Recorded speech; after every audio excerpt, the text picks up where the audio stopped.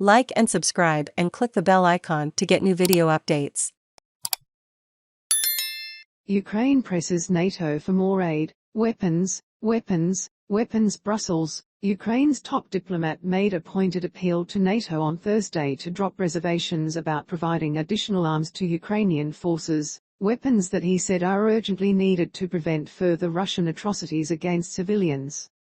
Foreign Minister Dmytro Kuleba travelled to Brussels to address a gathering of his counterparts from across the Western alliance, saying he had a threefold agenda: weapons. The more weapons we get, and the sooner they arrive in Ukraine, the more human lives will be saved, Kuleba said ahead of the meeting.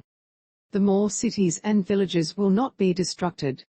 And there will be no more Buchas, he said, referencing the Kyiv suburb where the withdrawal of Russian troops revealed scenes of horrific human suffering, including civilians who were apparently tortured and summarily executed. I call on all allies to put aside their hesitations, their reluctance to provide Ukraine with everything it needs, Kuleba continued. Because, as weird as it may sound, but today weapons serve the purpose of peace. He said Kyiv, struggling to gain an upper hand against a larger, better armed Russian force, especially needs aircraft, armored vehicles, anti-ship missiles and additional air defense systems.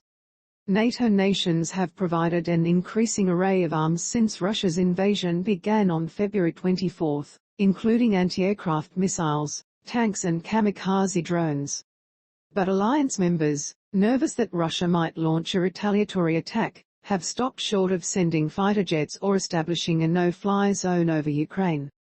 Secretary General Jens Stoltenberg echoed the need for NATO countries to provide additional light and heavy weaponry to Ukrainian forces, whose stiff resistance has helped force Russia to pull back from positions around Kyiv and turn towards southern and eastern Ukraine. Kuleba characterized the distinction that some NATO members have made between offensive and defensive weapons as hypocritical, and he criticized the argument that expanding support could pull NATO into a direct conflict with Russia. Ukraine is not a NATO member. I think the deal that Ukraine is offering is fair.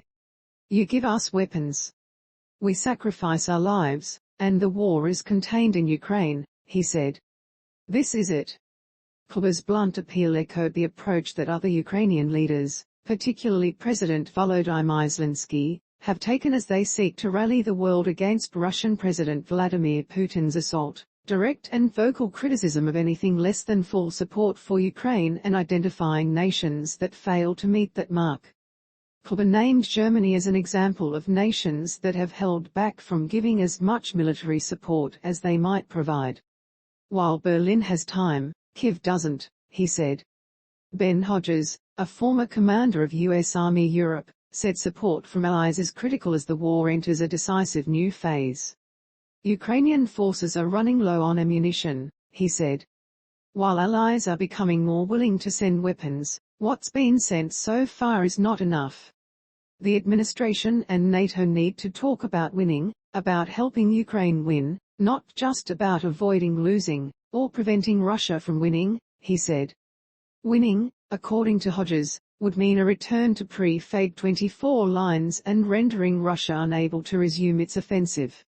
Divisions among Western nations about how far to go with military aid to Ukraine are also visible in the economic arena, as some countries call for more drastic action to deprive Russia of energy income, while others balk at steps that could increase the burden felt by European consumers.